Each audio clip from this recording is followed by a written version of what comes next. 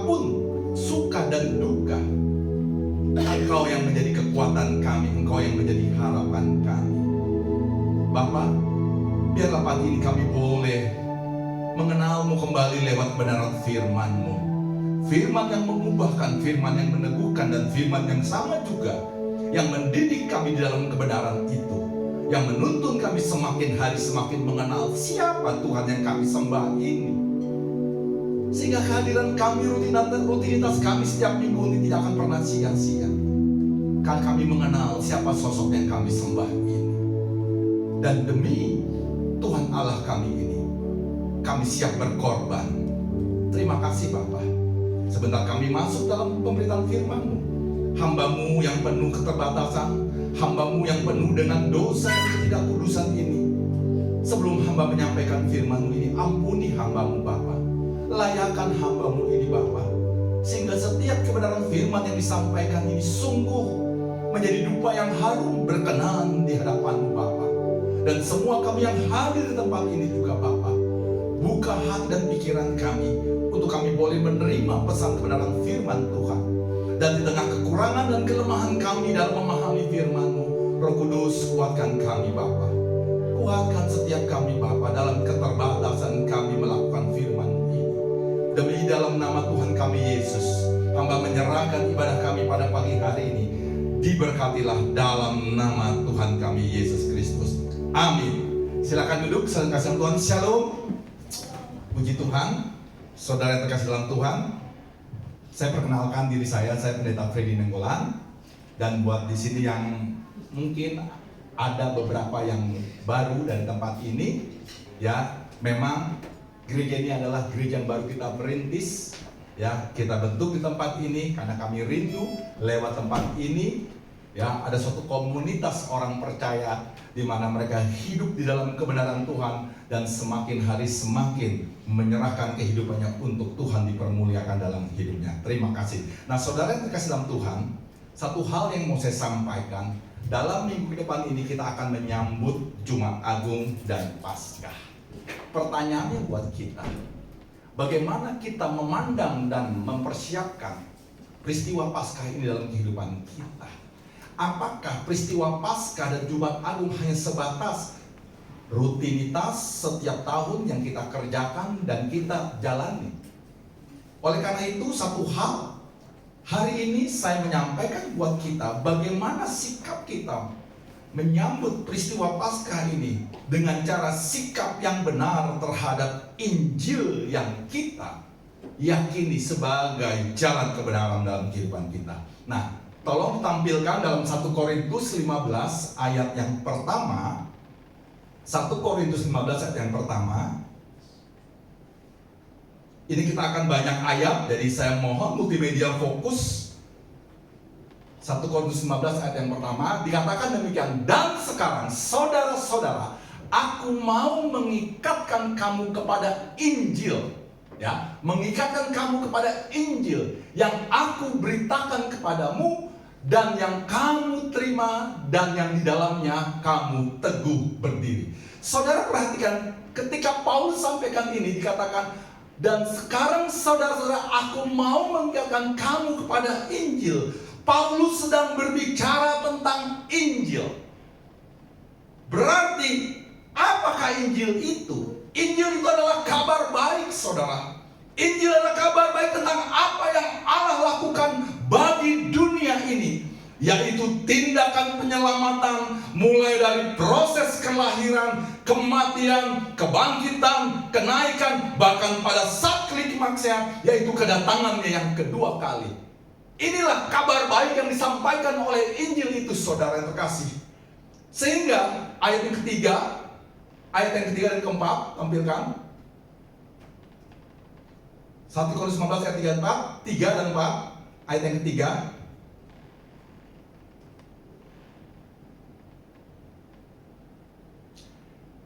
Sebab yang sangat penting telah kusampaikan kepadamu, yaitu apa yang telah kuterima sendiri, ialah bahwa Kristus telah mati karena dosa-dosa kita, sesuai dengan kitab suci, bahwa ia telah dikuburkan dan bahwa ia telah dibangkitkan pada hari yang ketiga sesuai dengan kitab suci.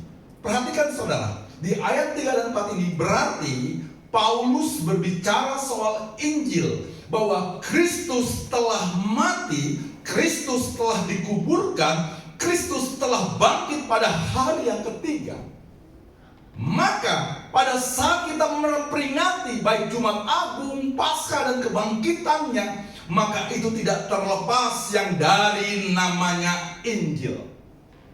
Tidak bisa terlepas dari namanya Injil kita memperingati Paskah yang sebentar lagi akan kita peringati. Oleh karena itu saudara, saat kita memperingati Paskah dan Jumat Agung, maka harus kita disertai dan diperlengkapi dengan sikap yang benar atas Injil itu. Ada banyak di antara kita memperingati Paskah dan hari-hari lain merasa hanya sekedar seremonial. Kita tidak pernah mempersiapkan bagaimana sikap kita terhadap kebenaran itu, Injil itu. Sehingga setiap pesan yang disampaikan lalu dan lewat begitu saja. Mengapa? Karena kita tidak begitu peduli dengan hal-hal seperti ini. Bapak Ibu Saudara kasih Tuhan, saya akan menyampaikan ada 4 sikap kita yang benar terhadap Injil pada saat kita memasuki dan memperingati Paskah di minggu yang akan datang ini. Apa 4 hal itu yang harus saudara persiapkan dalam kita menyambut Paskah dan Jumat Agung yang sebentar kita akan peringati? Hal yang pertama saudara, kita kembali ke ayat 1. Kembali ke ayat 1. Dikatakan, dan sekarang saudara-saudara, aku mau mengingatkan kamu kepada Injil yang aku beritakan kepada kamu dan yang kamu terima. Perhatikan, dan yang kamu terima dan yang di dalamnya kamu teguh berdiri. Jadi hal yang pertama, sikap kita yang kita harus persiapkan di dalam menyambut Paskah ini atas Injil, yaitu saudara dan saya harus menerima dan percaya Injil itu.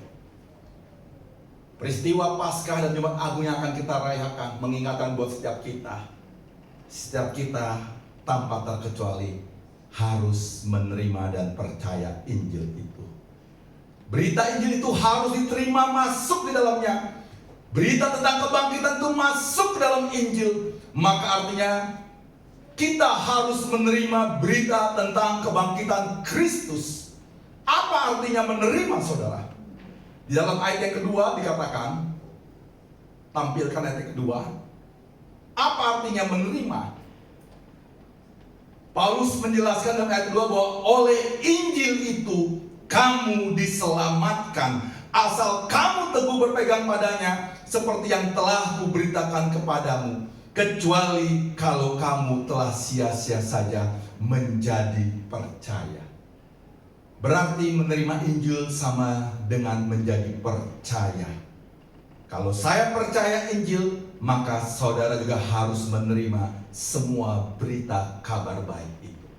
Sikap pertama atas Injil menyambut Paskah yang sebentar akan kita rayakan, saudara dan saya diingatkan untuk kita menerima dan percaya Injil itu.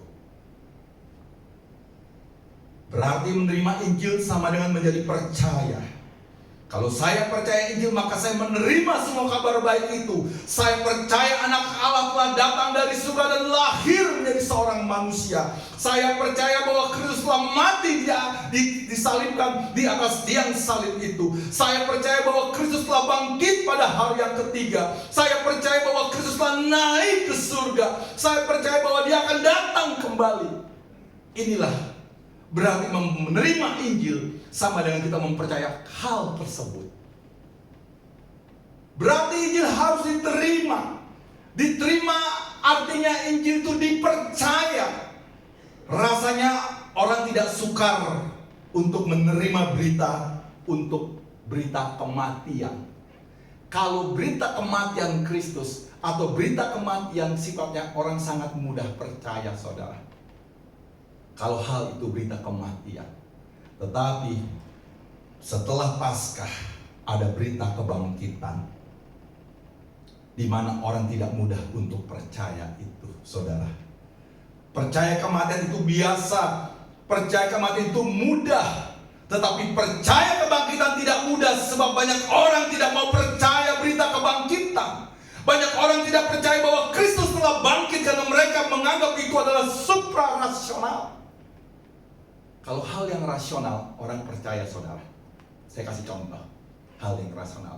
Kalau saudara makan, habis itu kenyang, itu rasional, masuk akal.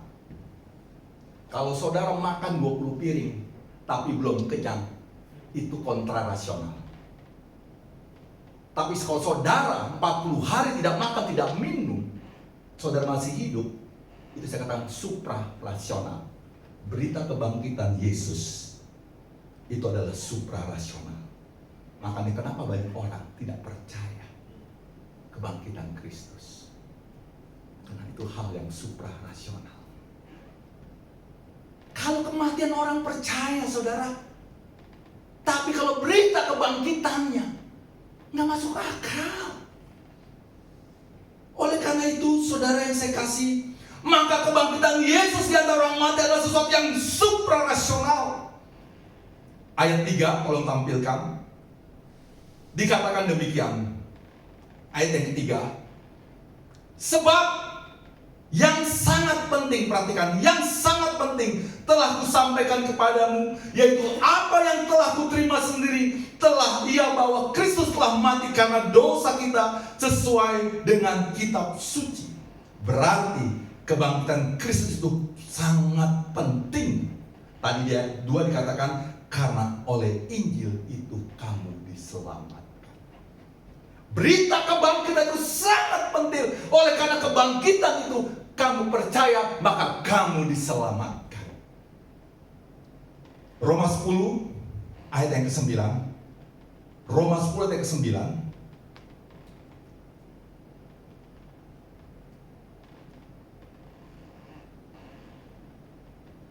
Sebab jika kamu mengaku dengan mulutmu bahwa Yesus adalah Tuhan dan percaya dalam hatimu bahwa Allah telah membangkitkan dia dari antara orang mati, maka kamu diselamatkan.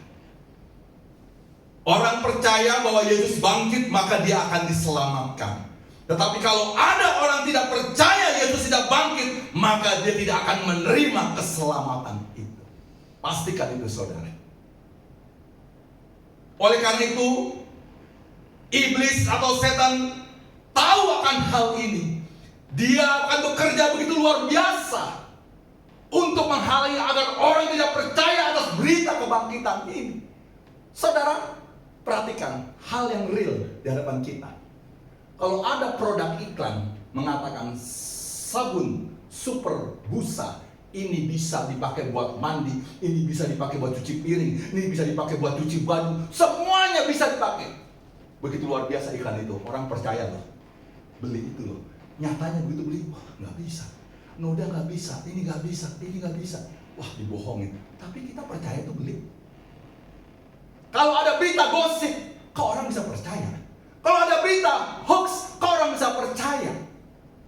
Lihat, perhatikan saudara, kita untuk sesuatu yang tidak benar, kita bisa percaya loh. Kita bisa percaya loh, saudara. Betapa kita begitu mudah percaya akan iklan. Betapa kita begitu percaya akan gosip. Tetapi saudara, ingat, untuk hal-hal seperti itu kita mudah percaya. Tetapi kita lihat, iblis, setan tidak bekerja di area itu. Iblis, setan bekerja di area di mana orang untuk dibuat tidak percaya peristiwa kebangkitan. Untuk yang hal ini nggak mau dia masuk area itu. Hoax, gosip, no. Tetapi untuk membawa orang percaya kepada kebangkitan, disitulah iblis concern, serius untuk menggagalkan orang untuk tidak percaya. Kenapa? Ketika orang percaya akan peristiwa kebangkitan, maka kata-kata diselamatkan. Oleh karena itu, saudara, hal yang pertama tadi saya sampaikan menyambut peristiwa Paskah yang dan sebentar kita akan memasuki. Maka setiap kita harus menerima dan percaya Injil itu. Di mana di dalam Injil itu ada peristiwa kelahiran, kematian, kebangkitan, kenaikan, dan kedatangan yang kedua kali. Dan setiap orang yang percaya dikatakan diselamatkan. Maka Injil harus diterima. Itu sangat penting dikatakan dalam ayat yang kedua oleh Rasul Paulus. Kalau tidak terima, kamu tidak selamat. Maka siapapun kita harus percaya Yesus bangkit dari orang di antara orang mati. Sikap pertama, pesan pertama menyambut Paskah ini, persiapkan setiap kita. Pastikan saudara dan saya sungguh-sungguh sudah menerima Dia sebagai Tuhan dan Juru Selamat. Oh Pak, saya kan udah Kristen dari kecil. Saya sudah dibaptis, apakah cukup? Tidak. Ketika engkau menerima Dia sungguh sebagai Tuhan dan Juru Selamat, maka engkau hidup di dalam kebenaran-Nya, menuruti setiap kehendak-Nya, bukan suka-sukamu lagi, tapi suka-suka Tuhan atas hidupmu. Kalau hari ini kau masih memberontak, berarti engkau masih hidup menurut suka-suka. Terimalah Dia sebagai Tuhan dan Juru Selamat lewat peristiwa Paskah ini. Pastikan sikap kita hari ini di dalam Injil yang kita miliki. Pastikan bahwa kita menerima dan percaya peristiwa kematian, kebangkitan, dan kenaikannya. Hal yang kedua, saudara. Hal yang kedua. Di ayat yang kedua, kembali lihat ke ayat yang kedua lagi, 1 Korintus 15 ayat kedua. Dikatakan, oleh Injil kamu diselamatkan, asal kamu teguh berpegang padanya, seperti yang telah kuberitakan kepadamu, kecuali kalau kamu telah sia-sia saja menjadi percaya. Saudara, di sini Paulus berbicara kepada orang yang mula-mula mereka percaya Injil, tapi selanjutnya mereka mundur, ragu, kemudian melepaskan Injil itu. Saudara, orang-orang yang melepaskan kepercayaannya kepada Injil tidak mungkin diselamatkan. Karena itu percayalah sungguh-sungguh pada Injil dan jangan sekali-sekali kita melepaskan Kristus. Oleh karena jabatan, pangkat, demi kekayaan, demi laki-laki, demi perempuan, demi popularitas, dan segala apapun yang dunia tawarkan. Seperti lagi lagu tadi. Sekali Yesus, selamanya Yesus, harapanku tak akan hilang. Sekali Yesus, tetap Yesus. Apapun pergumulanmu, apapun kesulitanmu, apapun persoalanmu, apapun harapanmu. Saudara, hari-hari ini banyak orang demi sesuatu yang menyamankan jiwanya, hidupnya, dia berani melepaskan dan menukar Yesus. Padahal dia lupa, sesuatu yang menyamankan dan memuaskan jiwanya itu sifatnya sementara saja di dunia. Tetapi sesuatu yang kekal dia lepaskan. Hari ini menjadi peringatan buat kita. Sikap kita terhadap Injil, saudara. Saudara dan saya harus setia kepada Injil. Meskipun engkau sudah bertahun-tahun ada dalam situasi bergumul sakit penyakitmu, meskipun engkau sudah sampai lelah berdoa atas setiap penderitaan dan persoalan hidupmu, pastikan engkau mengikuti Yesus bukan karena kondisional. Kondisi nyaman, engkau setia. Kondisi tidak nyaman bergumul, engkau mulai mundur. Kita bisa melihat contoh hal Rasul Paulus dalam peristiwa ini.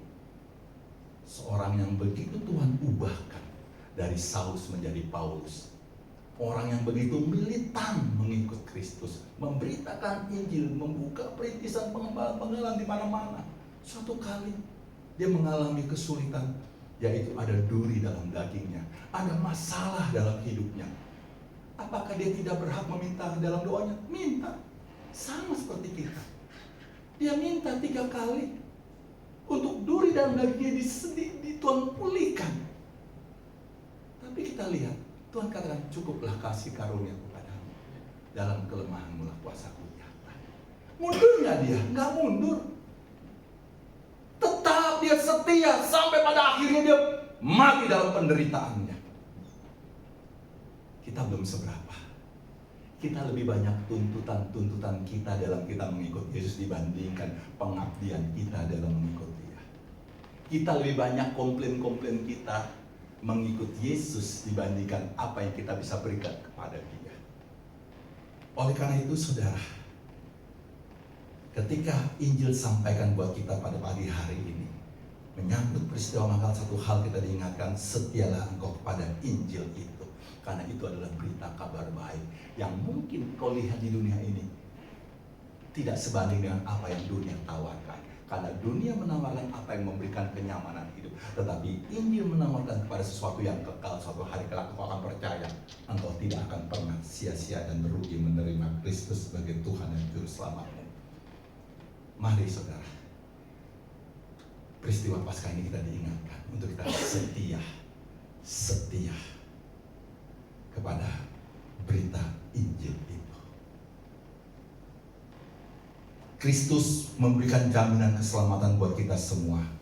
Haruskah kau tukar kepastian ini dengan kemungkinan? Haruskah kau buang kepastian ini dengan yang mudah-mudahan? Tidak, saudara. Karena kepastian hanya dalam Kristus Yesus. Kalau kau tukar Kristus dengan yang tidak pasti, maka sama saja saya analogikan engkau menukar emas. Tahu emas yang hari ini orang banyak buru, yang sudah harganya mendekati 2 juta, orang berbondong-bondong ya antri di galeri Antam itu hanya untuk membeli. Kalau engkau tukar Kristus hari ini dengan jabatan, posisi, kekayaan, pasangan hidup, sama saja emas yang kau miliki itu kau tukar dengan besi rongsokan. Saya kasih tahu, pastikan kepemilikanmu atas Yesus, kepercayaanmu atas Yesus itu sesuatu yang emas berharga sampai pada kekekalan kelak nanti. Oleh karena itu, setialah engkau terhadap Injil itu. Hal yang ketiga, sikap yang benar apa atas Injil untuk menyambut peristiwa Paskah ini. Di ayat 1, ayat 3 saya akan bacakan. Dan sekarang saudara-saudara, aku mengingatkan kamu kepada Injil yang aku beritakan kepadamu, dan yang kamu terima, dan yang di dalamnya kamu teguh berdiri. Di ayat 3-nya, sebab yang sangat penting yang telah kusampaikan kepadamu, dikatakan telah kusampaikan kepadamu, yaitu apa yang telah kuterima sendiri, ialah bahwa Kristus telah mati karena dosa-dosa kita sesuai dengan kitab suci. 1 Korintus ayat 12 dikatakan, jadi bila mana kami beritakan bahwa Kristus dibangkitkan dari antara orang mati, bagaimana mungkin ada di antara kamu yang mengatakan bahwa tidak ada kebangkitan orang mati? Saudara yang saya kasih dalam nama Yesus, pemberitaan tentang kematian, kebangkitan Kristus itu perlu disampaikan di dunia ini. Ada banyak orang yang tidak percaya Kristus. Kalau kita percaya satu-satunya di jalan ke surga, maka di luar Kristus ada banyak orang antri masuk neraka. Kristus satu-satunya juru selamat. Kalau kamu betul-betul orang percaya, maka kamu harus sampaikan berita bahwa Yesus yang mati itu telah bangkit. Hal yang ketiga yang saudara harus diingatkan, sikap kita terhadap Injil, yaitu yang ketiga, bahwa kita harus memberitakan Injil itu. Kalau kita tahu kebenaran itu, tapi kita menjadi orang yang egois hanya untuk diri kita sendiri, lalu kita rela ada orang-orang yang kita kasih, kita kenal, mereka sedang berjalan antri menuju kebinasaan kekal itu. Suatu hari saudara, ada seorang sahabat, dia marah pada temannya. 20 tahun dia sudah berteman dari masa muda. 20 tahun berteman, ini berbeda agama. Setelah mereka berumah tangga, masing-masing pisah di luar kota. 20 tahun pertemanan itu, ketika dia suatu hari dipertemukan dengan temannya ini, temannya ini marah-marah terhadap temannya yang Kristen ini. Dia bilang, kamu jahat sekali. Kaget temannya, baru berjumpa langsung bilang, kamu jahat sekali. Kamu tega sama saya, kamu membiarkan saya. Kamu adalah orang Kristen karena kamu ada dalam keselamatan. Kamu tahu bahwa berita keselamatan itu ada di dalam Kristus Yesus. Tapi saya 20 tahun berkenalan dengan kamu, bersama dengan kamu. Kamu tidak pernah menceritakan berita keselamatan itu pada saya. Setelah saya berumah tangga, saya pindah luar kota. Suatu hari, saya naik kendaraan Grab online. Lewat supir online itu, diinjili. Dan saya diajak ke dalam suatu ibadah KKR. Di situ saya terpanggil bahwa Yesus Tuhan dan Juru Selamat, saya menerimanya.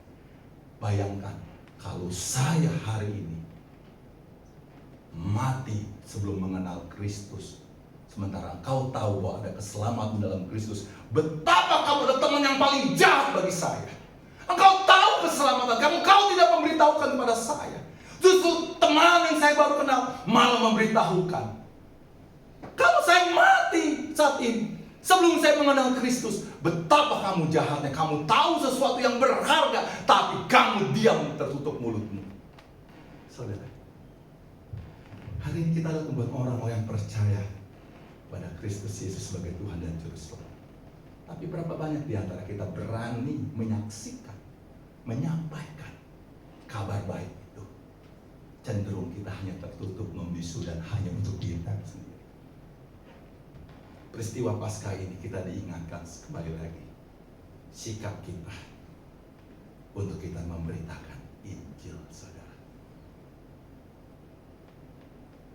Kalau kita tahu keselamatan itu ada dalam Kristus Yesus, kalau kita tahu ada sesuatu yang berharga di dalam kita meyakini, beriman dalam Kristus Yesus, tapi kita keep dalam diri kita sendiri. Saudara tahu laut mati. Kenapa dikatakan laut mati? Karena laut mati adalah laut yang egois. Kenapa saya bilang egois? Dia menerima aliran masuk air, tapi dia tidak menyalurkan lagi. Dia stop di situ. Kita semua, kalau sikap kita seperti itu, kita bagaikan laut mati. Menerima berkat Tuhan, menerima pengajaran Tuhan, tapi stop hanya diri kita sendiri. Hari ini peristiwa untuk kita merayakan Paskah, sebentar lagi kita diingatkan. Mari, sikap yang benar atas Injil. Saudara dan saya dipanggil untuk memberitakan kabar baik itu tanpa terkecuali kepada siapapun.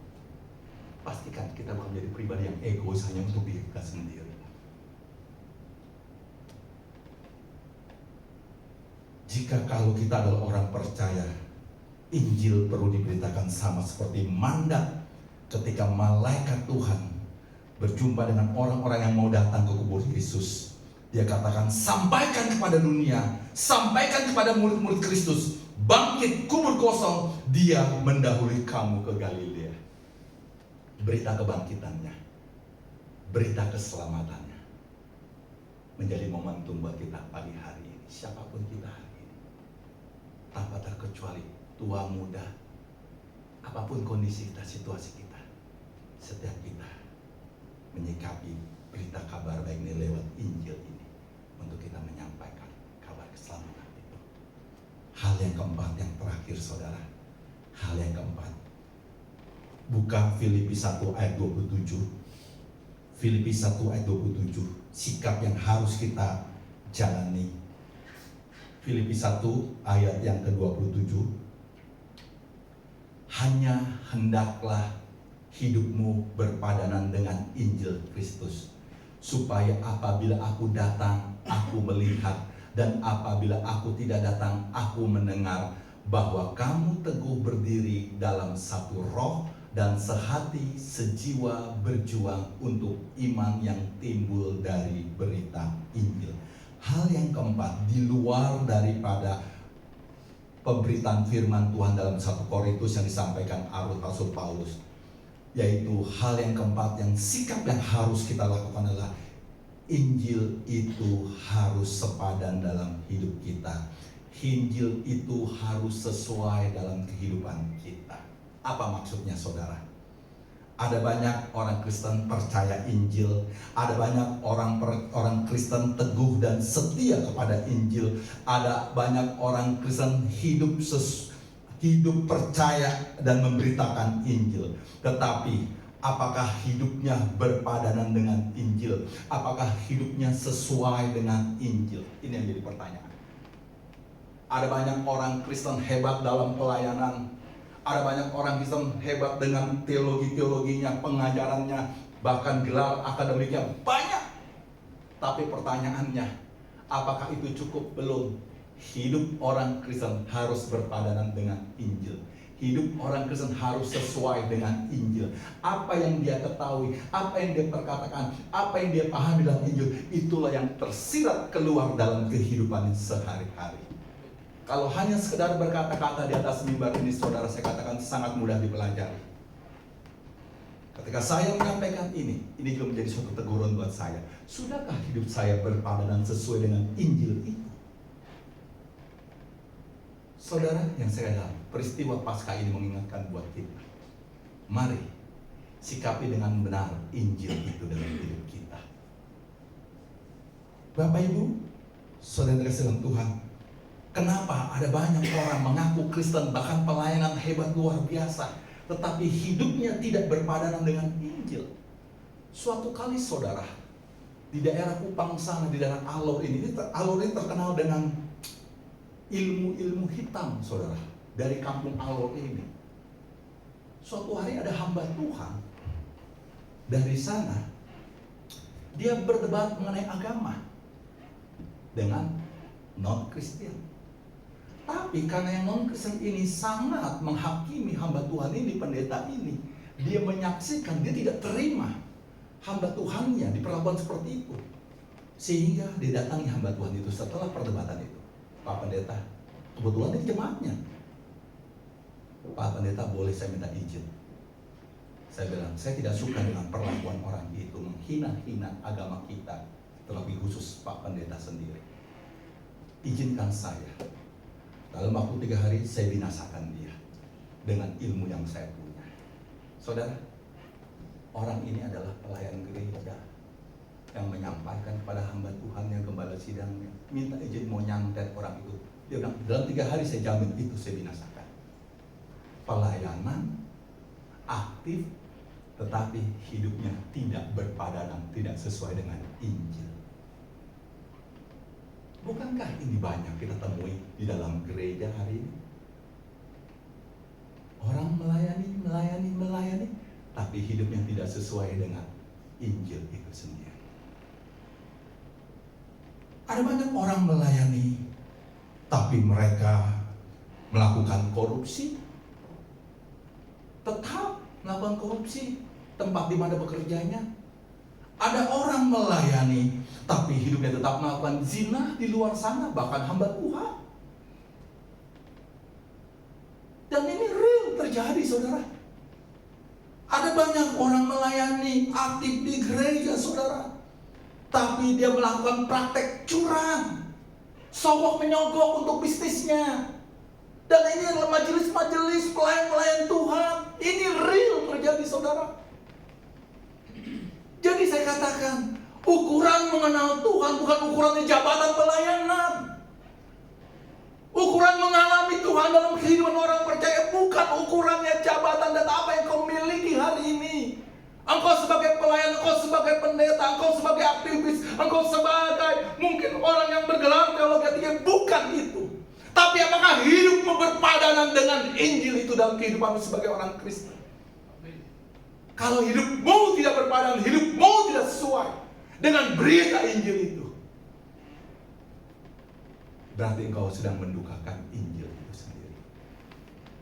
Mari saudara, saya rindu.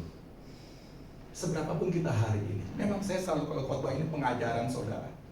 Saya selalu pengajaran. Saya rindu, berapapun saya ingin mengejar kualitas bukan kuantitas, agar setiap jemaat Tuhan dimerdekakan cara berpikirnya, pengenalan akan Tuhannya yang benar.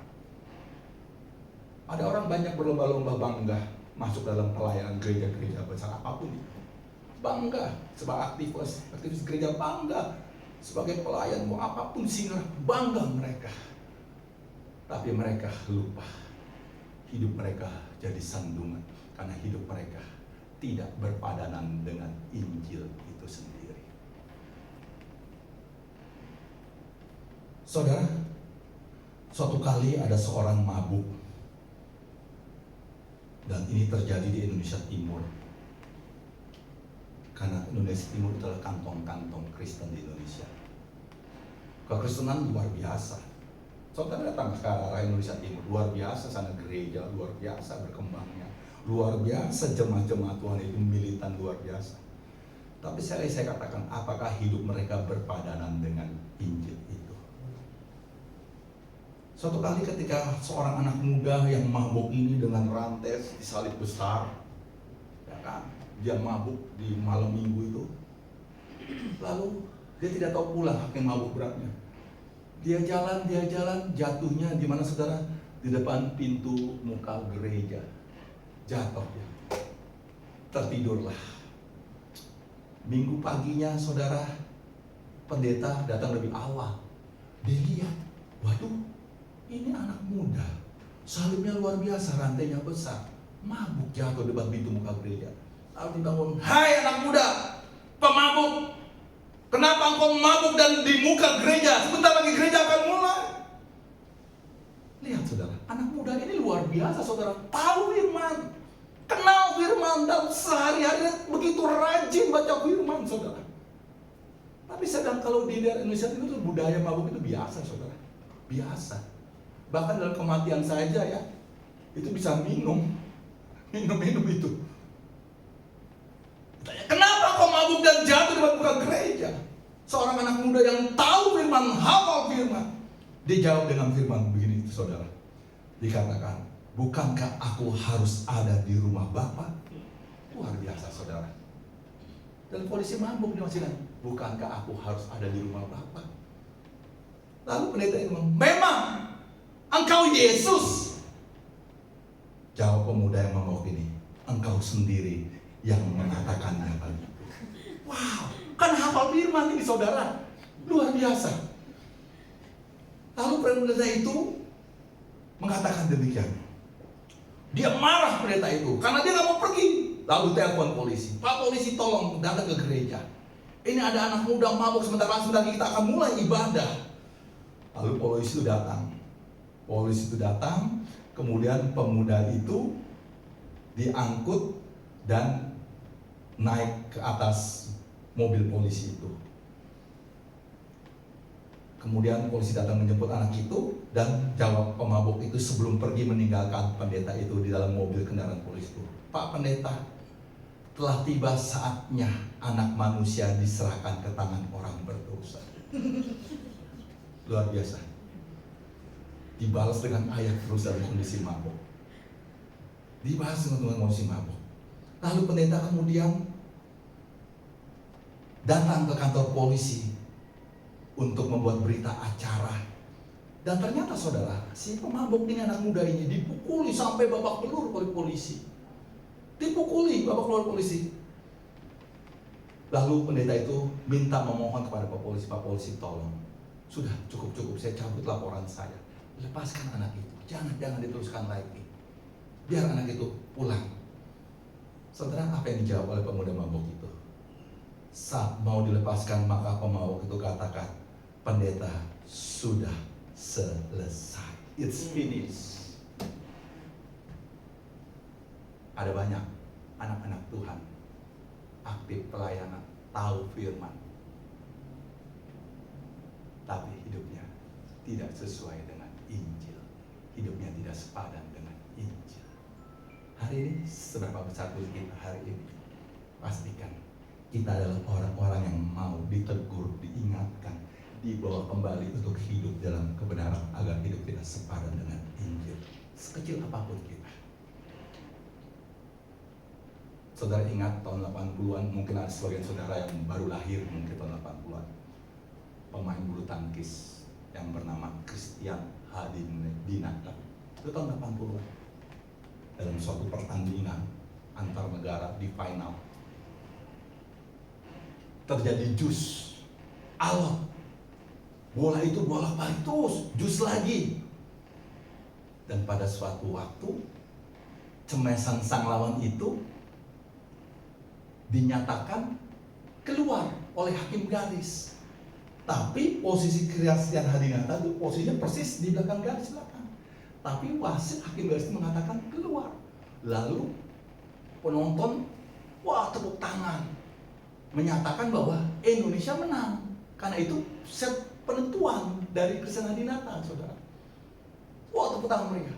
Tapi apa yang dilakukan oleh Christian Hadinata? Dia katakan kepada wasitnya, maaf, itu tadi tidak masuk, tapi keluar. Saudara, tim bulu tangkis Indonesia itu yang tadi bersorak-sorak kaget, kenapa kok dia mengatakan masuk? Harusnya kan Indonesia sudah menang. Christian Hadinata bertemu dengan juri dan meyakinkan itu masuk. Tapi kita lihat hakim garis mengatakan keluar. Kemudian Christian Hadinata meyakinkan kepada juri, dan apa yang disampaikan oleh Christian Hadinata masuk akal karena posisinya dekat dengan garis, dan dia mengatakan itu keluar, dia yang menang. Akhirnya saudara, dimenangkan lawannya. Christian Hadinata dia akan kalah. Dan itu inisiatif Christian Hadinata sendiri. Ketika keluar dari lapangan, ditanya oleh seorang wartawan, Pak Christian Hadinata, kenapa kamu mengatakan itu masuk? Sementara hakim garis mengatakan itu keluar. Harusnya kan kamu sudah menang. Dia bilang begini, hai wartawan, kamu tahu nama siapa? Saya siapa? Christian. Saya orang Kristen. Saya orang Kristen harus berani mengatakan kebenaran dan kejujuran. Hari ini, mari kita bertanya dalam diri kita masing-masing. Beranikah kita berkata jujur dan kebenaran dalam hidup kita masing-masing? Dalam pekerjaan kita, pelayanan kita, kehidupan rumah tangga kita. Beranikah kita berkata jujur karena kita sedang membawa nama Kristus dalam hidup kita masing-masing? Jadi, hal yang keempat yang saya mau sampaikan tadi, bahwa sikap kita menyambut Paskah ini, maka sikap kita yang benar atas Injil. Injil itu harus dihidupi. Injil itu harus sepadan dalam kehidupan kita. Karena lewat hidup kita orang mengenal engkau pengikut Kristus. Bukan karena salibmu, bukan. Bukan karena jabatan pelayananmu, bukan. Bukan karena gelar teologimu kamu dikenal Kristen, bukan. Tapi dari hidupmu, buah-buah kehidupanmu. Maniskah dirasakan buah kehidupanmu oleh orang-orang sekelilingmu? Kalau manis buah kehidupanmu dirasakan oleh orang sekelilingmu, maka bagi Tuhan, Tuhan tersenyum karena Tuhan menyukakan buah kehidupan. Biarlah minggu ini menjadi suatu peringatan buat kita. Ada 4 hal yang kita harus kerjakan. Terima Injil, setia kepada Injil, beritakan Injil, dan hidup berpadanan pada Injil. Sebelum tim musik main, saya ingin menutup tangan saudara. Saya minta tangan saudara angkat